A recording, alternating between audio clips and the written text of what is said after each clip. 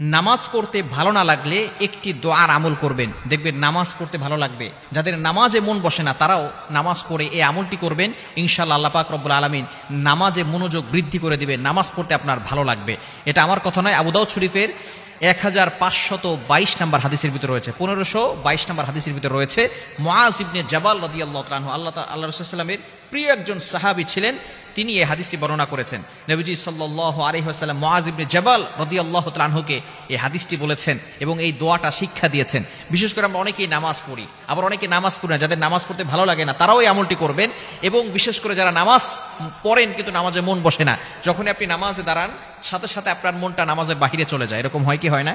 আপনি নামাজে দাঁড়িয়েছেন ইমাম সাহেবের পিছনে, আপনার শরীরটা নামাজের ভিতরে আছে, মসজিদে আছে, কিন্তু আপনার মনটা যে বাহিরে চলে গেছে, সংসারের কাজে চলে গেছে। ইমাম সাহেবও জানে না, পাশের মুসল্লিটাও জানে না, একজন জানেন, তিনি কে? আল্লাহ ইজ ওয়াচিং মি, আল্লাহ আপনাকে দেখছেন, আল্লাহ আপনাকে অবজার্ভ করছেন। এই জন্য অবশ্যই আপনাকে চিন্তা করতে হবে, বেশি বেশি করে আল্লাহর কাছে দোয়া করা। খুবই চমৎকার একটি দোয়া নবীজি সাল্লাল্লাহু আলাইহি সাল্লাম শিক্ষা দিয়েছেন। দোয়াটি হচ্ছে আল্লাহুম্মা আইন্নি আলা যিকরিকা ওয়া শুকরিকা ওয়া হুসনি ইবাদাতিক। খুবই চমৎকার একটি দোয়া।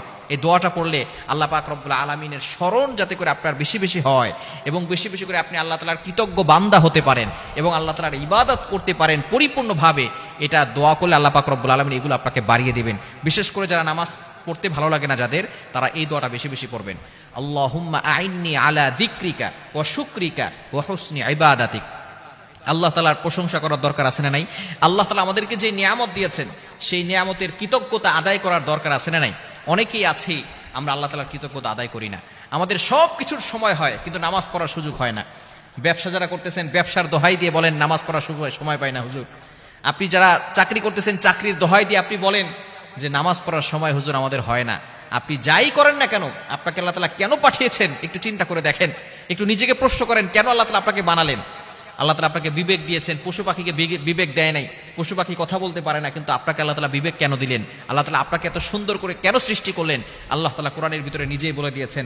27 নম্বর পারার 2 নম্বর পৃষ্ঠার 5-6 নম্বর লাইন, সূরাতুজ জারিয়াতের 56 নম্বর আয়াতে আল্লাহ বলছেন, ওয়ামা খালাকতুল জিন্না ওয়াল ইনসা ইল্লা লিয়াবুদুন, I have created the human and the jinn people to worship only me. আমি মানুষ এবং জিন জাতিকে একমাত্র আমার ইবাদত করার জন্য সৃষ্টি করেছি। আপনি যতই দোহাই দেন আর যাই কিছু বলেন না কেন, আল্লাহ তাআলা আপনাকে ইবাদত করার জন্য সৃষ্টি করেছেন। সেই ইবাদতের ভিতরে সর্বশ্রেষ্ঠ ইবাদত হচ্ছে নামাজ। একজন ব্যক্তি ঈমান আনার পরেই তার মূল কাজ হচ্ছে নামাজ পড়া। সেই নামাজ আমাদের মন বসে না, সে নামাজ পড়তে আমাদের ভালো লাগে না। এজন্য নবীজি সাল্লাল্লাহু আলাইহি ওয়াসাল্লাম দোয়া আমাদেরকে শিক্ষা দিয়েছেন। কি চমৎকার নবী আমরা পেয়েছি! আমাদের যা কিছু দরকার এভরিথিং এ টু জেড আমাদেরকে সব কিছু শিক্ষা দিয়ে গিয়েছেন। নামাজ পড়তে ভালো লাগে না, তারপর নবী সাল্লাল্লাহু আলাইহি ওয়াসাল্লাম দোয়া শিক্ষা দিয়েছেন। এজন্য অবশ্যই আপনারা যারা নামাজ পড়েন 5 ওয়াক্ত নামাজের পরে এই দোয়াটা পড়বেন, আল্লাহুম্মা আইন্নি আলা যিকরিকা ওয়া শুকরিকা ওয়া হুসনি ইবাদাতিক। আবু দাউদ শরীফের 1522 নম্বর হাদিসের ভিতরে এটা রয়েছে।